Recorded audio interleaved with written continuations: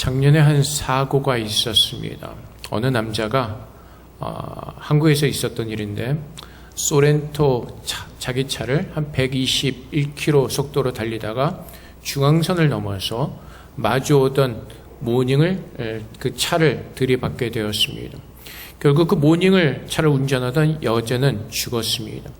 근데 경찰 조사 결과 소렌토를 몰던 남자와 맞은편에서 오던 그 모닝을 몰던 여자는 부부였던 것으로 이렇게 조사가 되어 결과가 나왔습니다. 결국 남편이 고의적으로 아내를 죽인 것이었습니다. 아마 사람들이 놀랄 수도 있습니다. 어떻게 남편이 아내를 죽일 수가 있을까? 근데 보니까 2014년부터 2019년까지 부부간에 일어난 살인사건이 81건이나 되었습니다. 벌써 한 3년 전 사건이죠. 아마 지금은 더 많을 수도 있을 것입니다. 그래서 우리는 가끔 신문을 보내서 알 수가 있고 이렇게 그 기사를 접하게 됩니다. 보험금 때문에 아내가 남편을 죽이고 남편이 아내를 죽이는 그런 비극적인 그런 그 기사를 우리가 접할 때가 있습니다. 아마 우리는 이렇게 생각할 수가 있습니다. 그건 나랑은 상관없는 일이야. 근데 여러분 다시 한번 생각해 보십시다. 그 살인사건이 일어난 그 부부들이 결혼을 할 때 결혼식을 올리면서 그 마음속에 나는 얼마 살다가 이 남편을 죽여버릴 거야. 아내를 죽여버릴 거야 라고 작정하고 결혼하는 사람들은 아무도 없을 것입니다. 결혼하는 그 순간에는 어떤 희망이 있고 어떤 계획이 있었을 것입니다.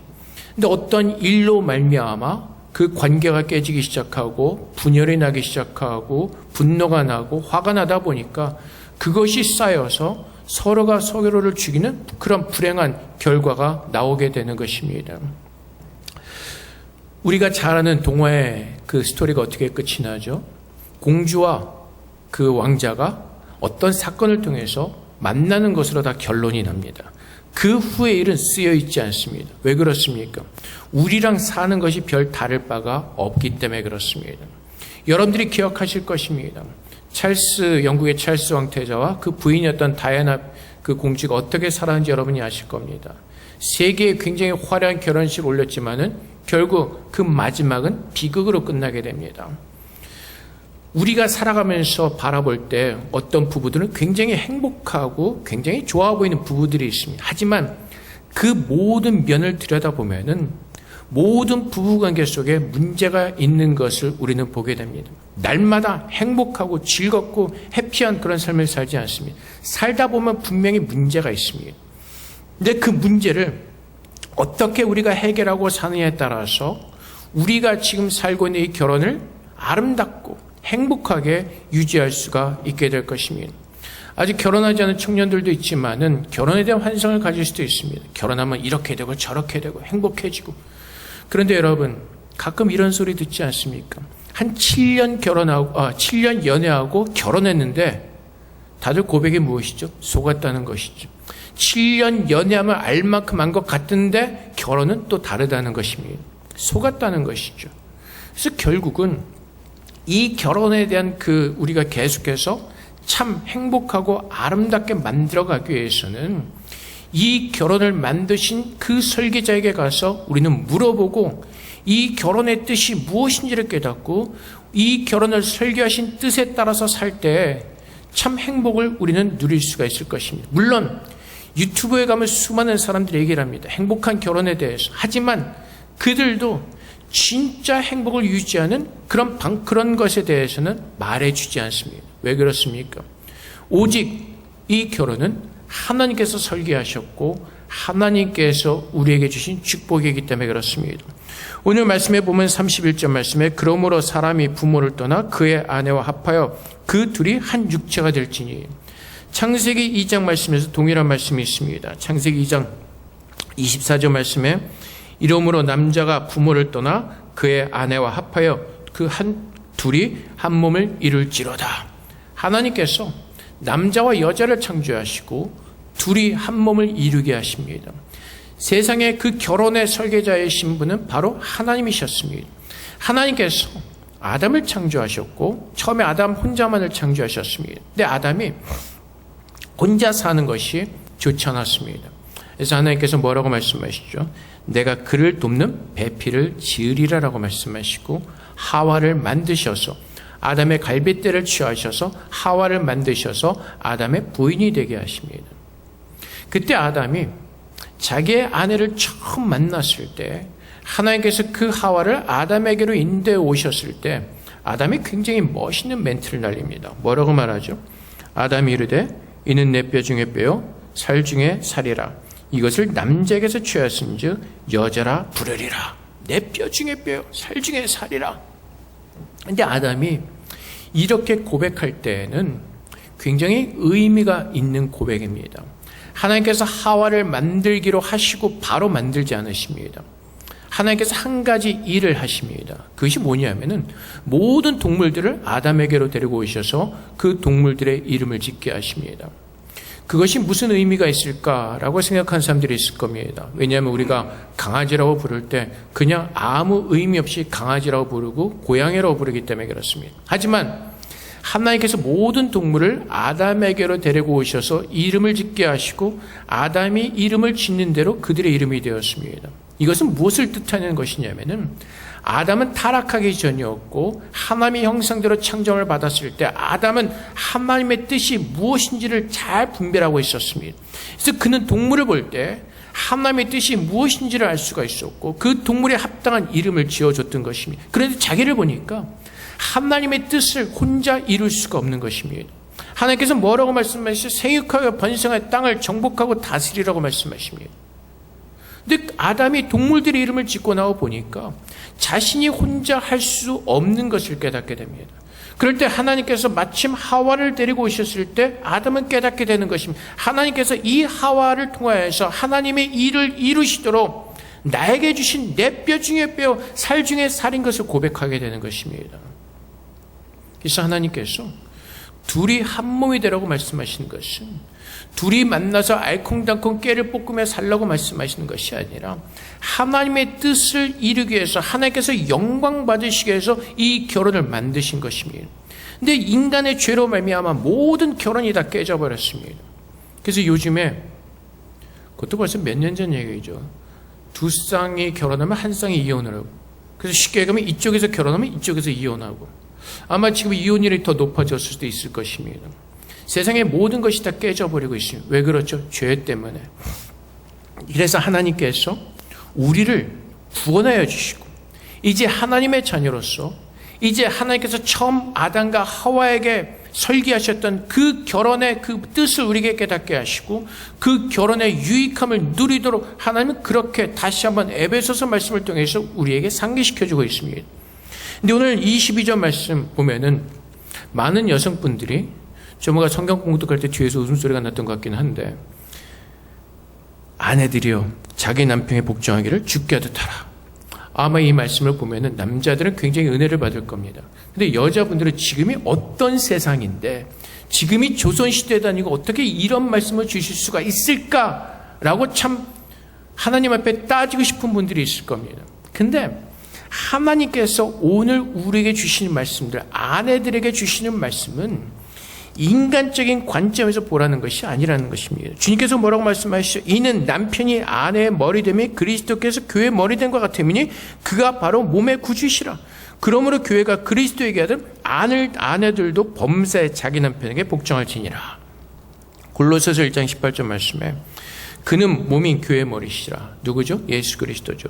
그가 근본이시오 죽은 자들 가운데서 먼저 나신 이시니 이는 친히 만물의 으뜸이 되려 하시며 또 에베소서 1장 22절 말씀에 또 만물을 그의 발 아래 복종하게 하시고 그를 만물 위의 교회의 머리로 삼으셨느니라.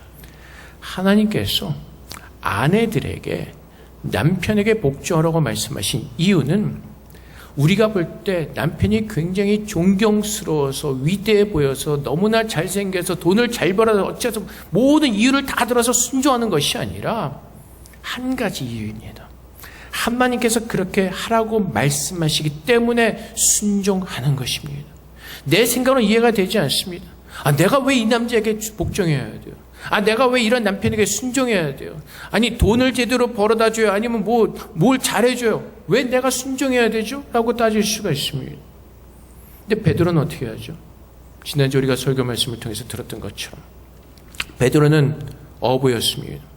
물고기를 낚시해서 생활을 하는 그런 풀어부였습니다. 근데 밤새도록 고기를 잡으려고 했지만은 한 마리도 잡지 못했습니다. 그때 예수님께서 나타나셔서 뭐라고 말씀하시죠? 반대편 깊은 곳으로 그물을 내리라고 말씀하십니다. 베드로가 사실은 이해가 되지 않을 겁니다. 고기 잡는 방법에 관해서는 내가 너무나 잘 알고 있기 때문에, 그래서 아마 쉽게 순종하지 못했을 수도 있습니다. 근데 베드로는 어떻게 하죠? 선생님 말씀에 의지하여 내가 그물을 내리겠습니다. 그때 하나님의 기적을 보게 되는 것입니다. 내가 남편에게 순종하는 것은 하나님께서 그렇게 말씀하시기 때문에 남편을 보고 순종하는 것이 아니라 그렇게 말씀하시는 하나님을 바라보면서 하나님께 순종하는 법을 배워가는 것입니다. 내 생각은 이해가 되지 않습니다. 내가 왜 그렇게 해야 되는지 납득이 되지 않습니다. 하지만 그럼에도 불구하고 그것이 하나님의 뜻이라면 나는 기꺼이 순종하기를 원합니다라는 그 마음을 가지기를 원하시는 것입니다.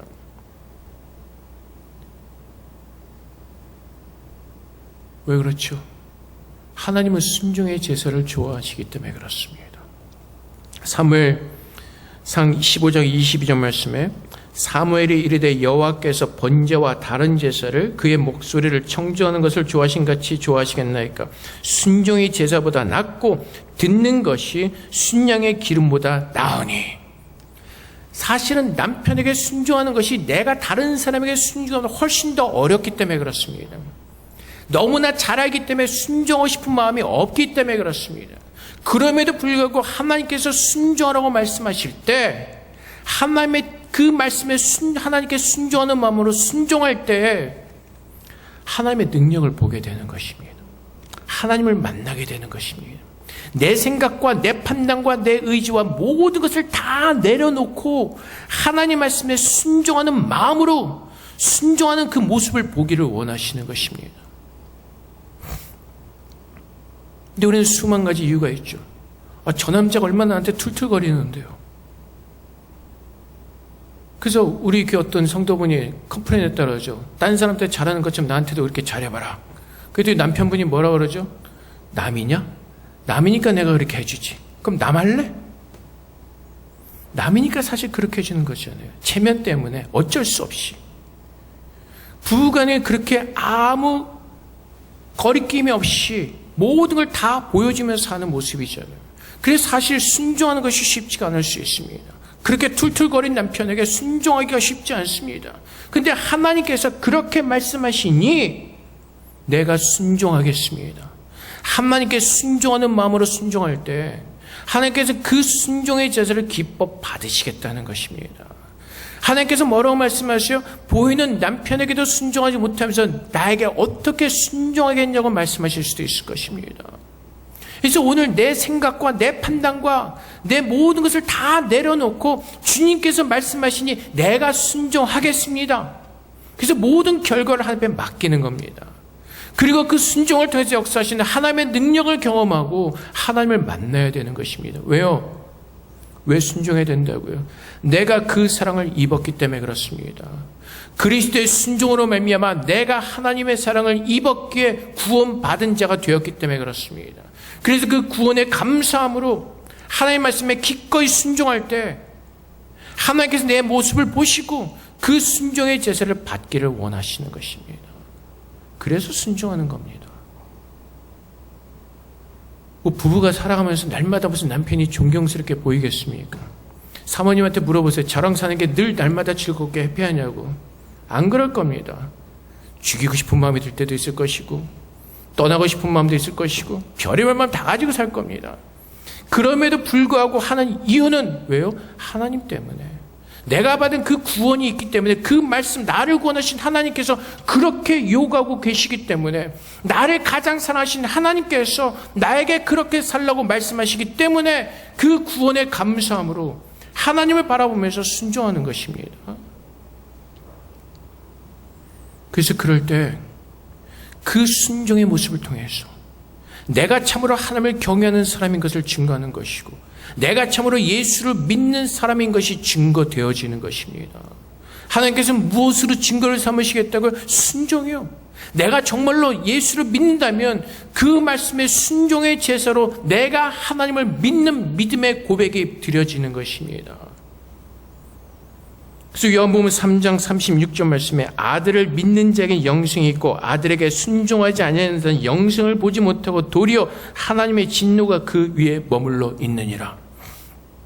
예수님이 나를 구원하셨으면 그분이 내 삶의 모든 것임을 고백하고 그분이 뭐라고 말씀하시던 간에 그분을 믿고 깊은 데로 그물을 내리는 것처럼 우리는 그 말씀에 순종해야 되는 것입니다.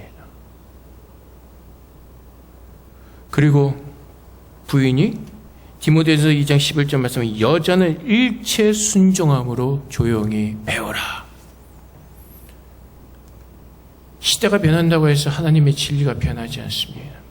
이것이 우리가 사는 방법입니다.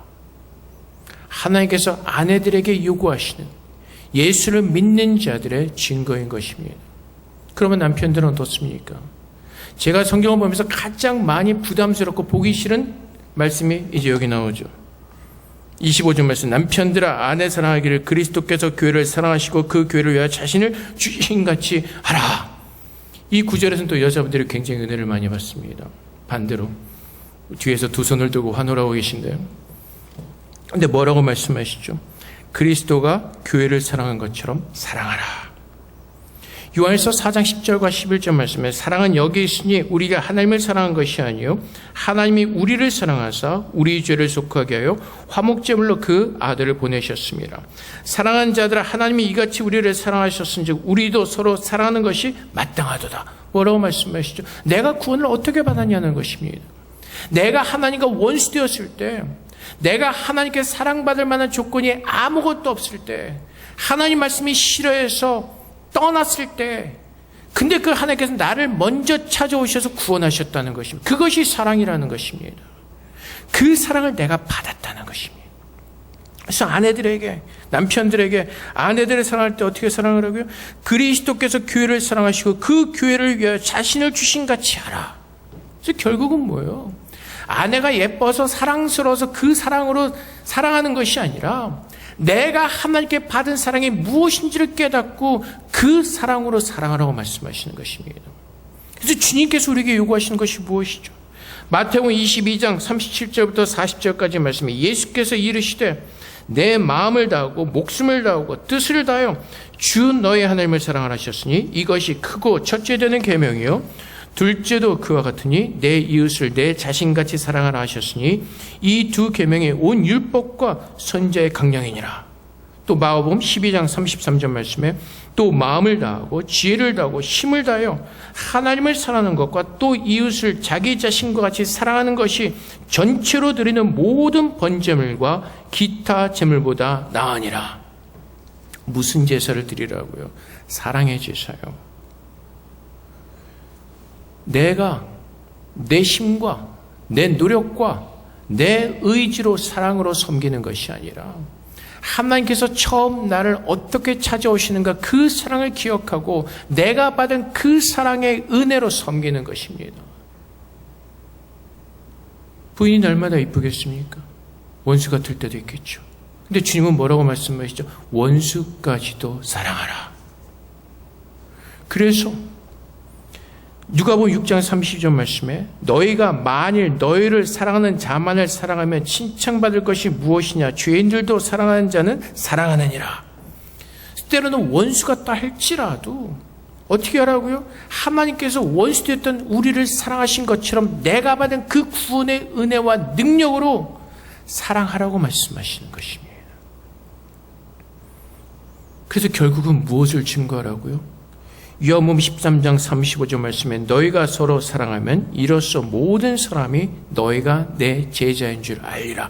그래서 하나님께서 설계하신 그 결혼의 목적은 우리가 하나님의 자녀임을 증거하며 하나님께 영광 돌리는 삶을 살기 위해서 하나님은 그렇게 우리를 결혼을 설계하신 것입니다.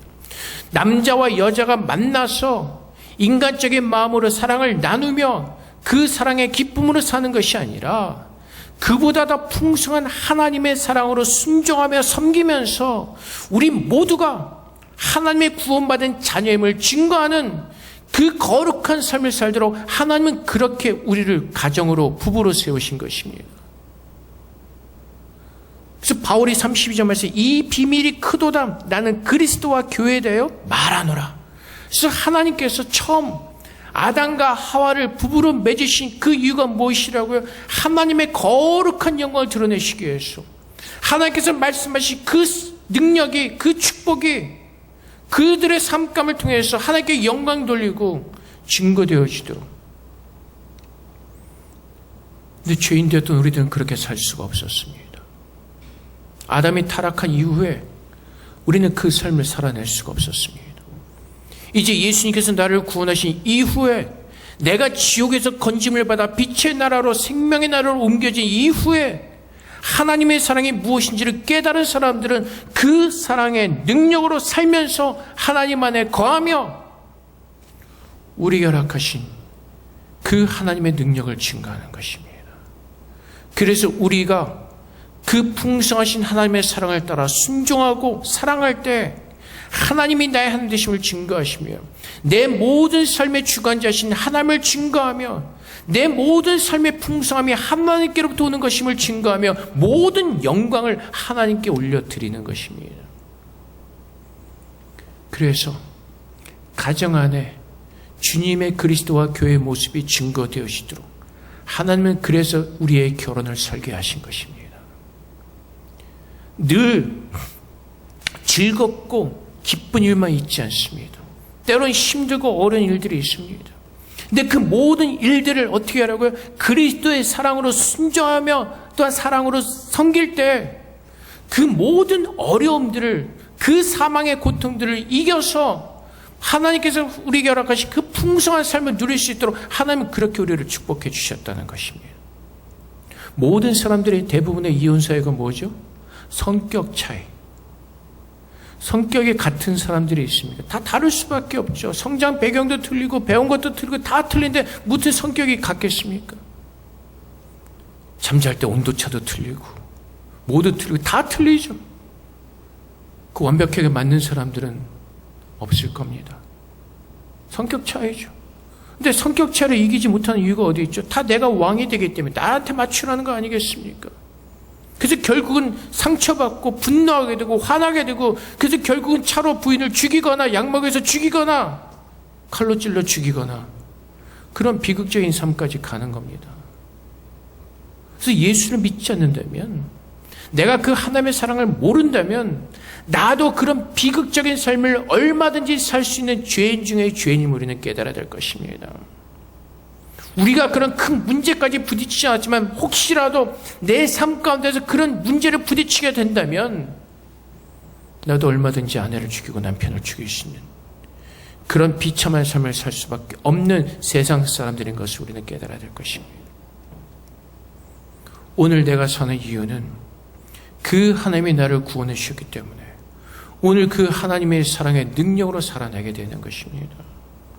그 로마서 8장 37절 말씀에 그러나 이 모든 일에 우리를 사랑하시는 이로 말미암아 우리가 넉넉히 이기느니라. 하나님의 사랑을 받았기 때문에 그 사랑을 아는 자들이 그 사랑으로 모든 것을 넉넉하게 이기게 하시는 것입니다. 보험 때문에 아내랑 남편 죽이는 사람들 왜 그렇죠? 욕심 때문이죠. 근데 우리가 하나님을 믿고 그분이 내 모든 삶의 풍성한 복의 근원 되심을 안다면 우리는 그 욕심을 부리지 않을 겁니다. 화가 나고 분노가 날 때 죽이고 싶은 마음이 들 때 하나님께서 나를 어떻게 사랑하신가를 깨닫는다면 그 분노가 사라지게 될 것이고 그 화가 사라지게 될 것이고 하나님께 나를 사랑하신 것처럼 사랑하는 역사가 일어나게 될 것입니다. 그래서 지난주에 보았던 말씀처럼 하나님 말씀에 순종하는 자들이 하나님의 능력을 보게 되는 것이고 그 능력을 이루시는 하나님을 만나서 그분의 인도하신 가운데서 우리는 하나님께서 설계하신 대로 하나님께서 우리에게 복 주시는 그 풍성한 은혜를 우리는 누리게 될 것입니다. 하나님께서 왜 나를 부르셨다고요? 우리가 에베소서 1장에 보았던 것처럼 하늘의 모든 풍성한 구원의 복을 누리도록 하나님은 그래서 우리를 부르셨다고요. 그래서 우리가 그 복을 누리지 못하는 이유가 어디 있다고요? 순종하지 않기 때문에. 아직도 내 자아가 있기 때문에. 아직도 내 의지가 있기 때문에 주님께서 깊은 곳으로 그물을 내리라고 말씀하실 때 우린 늘 어떻게 하죠? 반항하죠. 거기 아닙니다. 거기 잡히지 않습니다. 내가 얼마나 잘하는데요. 내가 얼마나 해봤는데요. 거기는 아닙니다. 순종하지 않기 때문에 그 하나님의 능력을 경험하지 못하고 그 하나님을 만나지 못하는 것입니다. 그래서 내가 정말 십자가에서 그 놀라운 하나님의 사랑의 은혜를 경험한 자라면, 내가 정말로 그 하나님의 사랑 때문에 구원받은 자라면 우리 안에 구원받은 자의 증거가 있어야 되는 것이, 그것이 순종과 사랑이라는 것입니다. 사실은 그 순종과 사랑은 동일합니다. 서로 사랑하는 것. 그래서 에베소서 5장 21절 말씀에 그리스도를 경외함으로 피차 복종하라. 그래서 가정이 그리스도의 증인의 첫 번째 되는 곳이라는 것입니다. 그리스도의 증거가 증거되어지는 첫 번째 사역지가 바로 가정이라는 것입니다. 제일 쉽지 않은 것이죠. 다음 주에 애들 문제도 나오겠지만 제일 쉽지 않은 것이 가정입니다. 체면을 차리지 않아도 되고 모든 것을 다 알고 있기 때문에. 근데 그 모든 것을 하신 하나님께서, 우리의 모든 것을 하신 하나님께서 하나님께 순종하는 마음으로 순종하게 하시고 하나님을 사랑하는 마음으로 사랑하게 하셔서 우리 모두가 하나님의 자녀이고 하나님의 구원받은 자녀이고 세상과 구별된 하나님의 교회인 것을 증거하기를 원하시는 것입니다. 그래서 요한일서 3장 1절 말씀에 보라, 아버지께서 어떠한 사랑을 우리에게 베푸사 하나님의 자녀라 일컬음을 받게 하셨는가. 우리가 그러하도다. 그러므로 세상이 우리를 알지 못하면 그를 알지 못함이라. 뭘 받았다고요? 하나님의 자녀요. 그래서 우리가 하나님의 자녀라 일컬음을 받게 되었다는 것입니다. 이것을 세상 사람들이 알아야 된다는 것입니다. 그러므로 세상이 우리를 알지 못하면 그를 알지 못함이라. 그래서 우리가 부부가 살아가는 것, 가정이 살아가는 것, 세상적인 행복을 추구하는 것이 아니라 그리스도의 영광을 목적으로 사는 것입니다. 하나님께서 나에게 구원해 주신 그 풍성한 사랑을 증거하는 그 증인으로서의 삶을 사는 것입니다. 그래서 마태복음 16장 24절 말씀에 이에 예수께서 제자들에게 이르시되 누구든지 나를 따르려거든 자기를 부인하고 자기 십자가를 지고 나를 따를 것이니라. 남편 순종하고 싶으면 절대로 안 들어요. 하나님, 근데 어떻게 하라고요? 나를 부인하라고요. 내 감정과 내 생각과 내 느낌과 내 모든 것을 다 내려놓고 내 자신을 부인하고 나의 십자가를 지고 주님을 쫓으라고 말씀하십니다. 하나님 정말 사랑하기 싫습니다. 얄밉습니다. 짜증납니다. 나는 뭐라고 말씀하세요? 내 감정을 부인하고 내 자신을 부인하고 나의 십자가를 지고 주님을 쫓으라고 말씀하십니다. 주님을 쫓는다는 것은 주의 말씀에 순종하는 삶을 살라는 것입니다. 우리의 모든 경험과 내가 알고 있는 모든 지식들과 내 자가들한 모든 것을 다 내려놓고 내 자신을 부인하고 하나님의 말씀이 선이요 참 진림을 믿고 그 말씀에 순종하는 삶을 살라고 말씀하시는 것입니다. 그 증거가 우리의 가정에서 그리스도와 교회의 그 모습이 증거되어져야 된다는 것입니다. 그래서 이 비밀이 크도다. 나는 그리스도와 교회에 대하여 말하노라. 그래서 우리 가정 가운데 하나님의 교회와 그리스도가 감춰져 있고 그것이 증거되어지는 삶을 살도록 하나님은 그렇게 우리를 만나게 하시고 살도록 하나님께서 설계하셨다는 것입니다. 그렇다면 우리가 정말로 행복한 삶을 살기 위해서는 세상에 아무것도 모르는 사람들이 떠드는 그 소리를 들으면서 거짓된 행복을 추구하는 것이 아니라 내 생각할 때는 이것이 무슨 조선시대냐? 지금이 어느 시대인데 순종하냐? 그 컴플레인과 내 생각과 모든 것을 다 내려놓고 나를 창조하시고 나를 만드시고 오늘도 살아계셔서 이 모든 만물을 주관하시는 그 하나님의 말씀이 참이고 선이기에 이제 내가 그 하나님을 믿기에 그 말씀에 순종하는 삶을 사는 겁니다. 내가 그 원수 같았던 모습으로 하나님께 나아갔지만 하나님께서 그럼에도 불구하고 나를 사랑하시고 나를 용납하시고 나를 받으셨기에 그 사랑을 가지고 살아가는 것입니다. 그것이 하나님께서 기뻐하시는 참된 제자들과 증인들의 모습인 것입니다. 그래서 바울이 33절 마지막 절 다시 한번 결론을 이렇게 내죠. 그러나 너희가 자기의 아내 사랑하기를 자신같이 하고 아내도 자기 남편을 존경하라. 이것이 하나님께서 우리에게 주시는 생명의 진리인 것입니다. 이것이 하나님께서 우리에게 가르치시는 행복의 길이요, 이것이 우리가 지켜야 될, 우리가 순종해야 될 하나님의 진리인 것입니다. 사랑하는 성도 여러분, 여러분이 참으로 주님 안에서 거룩하고 행복한 주님의 제자의 삶을 살기를 원하십니까? 그렇다면 하나님께서 하늘문을 여시고 하늘의 뜻을 이 땅에 이루시고 창세전에 우리를 예정하시고 뜻하신 대로 우리를 부르신 것처럼 우리가 그 풍성한 사랑을 입은 자에게 오늘 그 사랑을 기억하고 그 사랑에 감사하는 마음으로 하나님의 말씀에 순종할 때 우리에게 주신 그 놀라운 풍성한 은혜를 누리는 저와 여러분이 되실 것입니다. 그래서 우리 모두가 말씀을 믿는 믿음 안에서 그 놀라운 하늘의 복을 누리시는 저 여러분 되시기를 주님의 이름으로 축복을 드립니다. 함께 기도하겠습니다. 하나님, 우리의 모든 의지를 내려놓게 하시고 주의 말씀에 순종하는 삶을 살게 하셔서 오늘 내 삶 가운데 계획하신 그 하나님의 놀라운 축복을 누리는 믿음의 아들과 딸이 될 수 있도록 그렇게 우리를 축복해달라고 시간 주 앞에 기도하며 나가도록 하겠습니다. 기도하겠습니다. 하나님께서 우리 인생들을 향한 하나님의 계획이 있고 놀란 축복의 삶을 예배해 놓으신 줄을 믿습니다. 그것이 우리의 힘과 노력으로 의도해지는 것이 아니라 오직 주의 말씀에 순종할 때 우리는 그 풍성한 사랑을 누리며 그 은혜를 우리는 마음껏 마시며 먹으며 기쁨을 누리게 될 줄로 믿습니다. 아버지 하나님, 오늘 그 은혜를 우리에게 부어주시옵소서. 오늘 그리스도의 사랑이 어떻게 우리에게 부어졌는가를 깨닫게 하셔서 오늘도 하나님의 사랑의 은혜로 넉넉하게 이기며 살아내는 주님의 믿음의 백성들 될 수 있도록 우리를 그렇게 축복하여 주시옵소서. 이 세상 사람들이 사는 모습이 얼마나 비참합니까? 이 세상 사람들 사는 모습이 얼마나 비극적인 삶을 살아갑니까? 그 지옥에서 우리를 건지셨습니다. 주님의 나라의 백성으로 살아가도록 하나님 그렇게 우리를 건지셨습니다. 이제는 믿음으로 그 축복의 삶을 살아낼 수 있도록 하나님 그렇게 우리에게 은혜를 내려주시고 날마다 우리가 살아가는 모든 시간들이 구별된 하나님의 자녀임을 증거하는 믿음의 삶을 살아낼 수 있도록 하나님 그렇게 우리 모두를 축복하여 주시옵소서. 주님 감사합니다.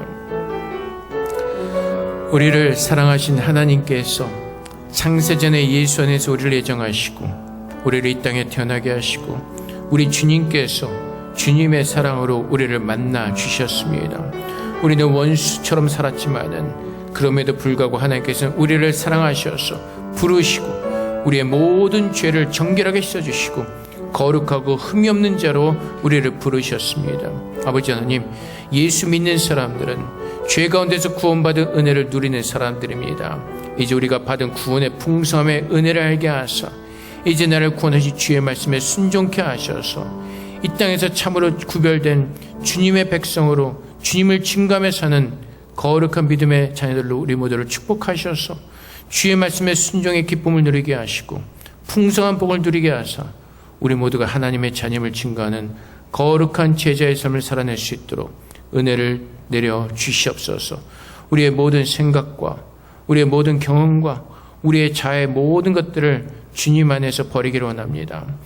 우리 바울이 예수 그리스도를 알기 전에 가졌던 모든 지식을 배설물로 여기는 것처럼 이제 우리 모두가 그리스도만이 나의 온전한 참된 지식임을 깨닫게 하시고 진리임을 깨닫게 하사 우리 자신을 부인하고 오직 그리스도의 말씀에 순종케 하셔서 오늘 이 땅에서 구별되게 부르신 하나님의 나라의 백성으로서 주님의 기쁨을 누리며 주님의 풍성한 은혜를 누리는 복된 삶을 이곳에서도 살아낼 수 있도록 주님께서 부르시는 그날까지 믿음으로 설 수 있도록 우리 모두를 축복하여 주시옵소서.